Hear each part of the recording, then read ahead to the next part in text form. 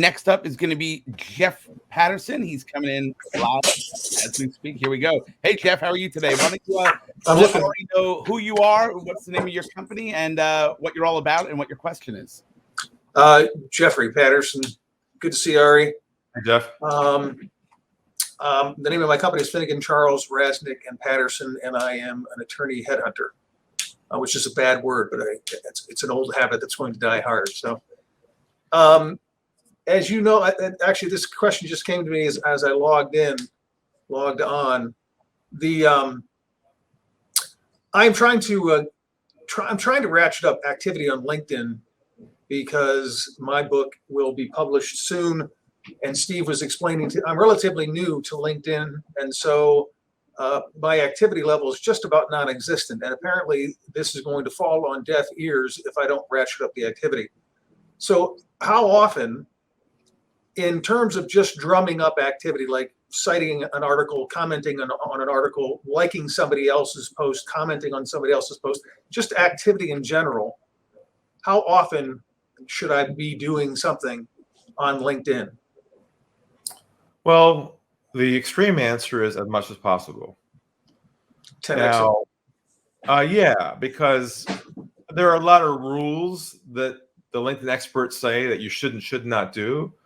Like people say, don't only post one post a week or one post every couple of days because the algorithm won't expand your messages fast enough if you do too much. Okay, so we do as much as possible. We don't need our message to go out to thousands of people, right? Because we're in a low volume, high margin, high trust business, which you are as well. So I would suggest that not only do you connect and bring people into your network that are on both sides of what you do. One is the authorities who hire you, obviously an entertainer, and also the attorneys who are looking to make a move.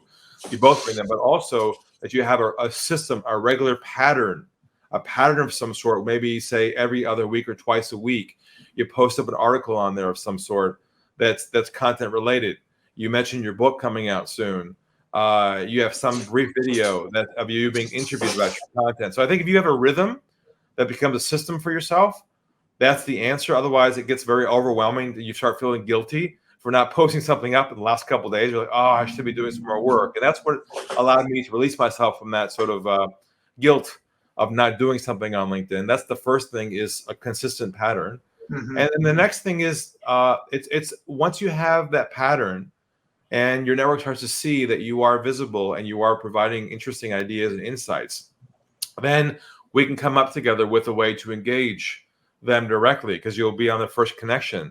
And that's where you can use your trust asset to essentially generate a conversation where, let's just say, for instance, you have a law firm partner of a large firm who happens to be on your network. They've been quiet for a long time and dormant.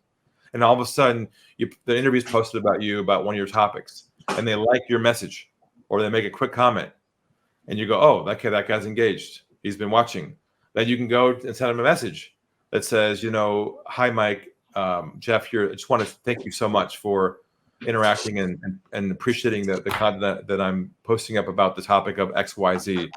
I was just curious, would you be open to having me send you a copy of my book on this topic as well for your review? Would love your feedback on that, ...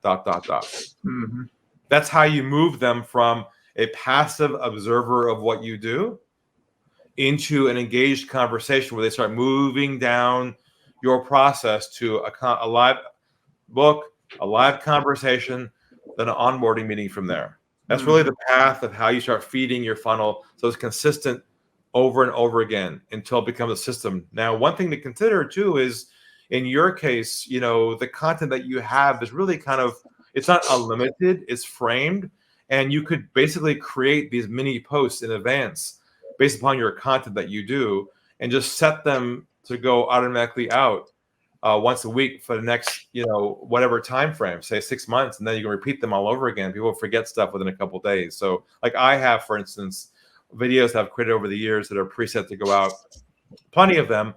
They repeat then after about a year, because it's really the core content I want people to understand about our philosophy, what we do. And that it now gets me off the hook for having to create more content. I just got an email today from a coach saying, on their list saying, here's a plan for more content creation this year. Do this, do that, do that, do this, do this. I'm like, I don't want to do more work. I want to create the best preset content as possible. Now, obviously, if I have something fresh to do, I'll put it up there. But really, the big idea here is building out a system that is repeatable. We can talk about that offline. Okay. Sound good? Yes, thank you. All right, Jeff. Good to see you again. Good to see you too.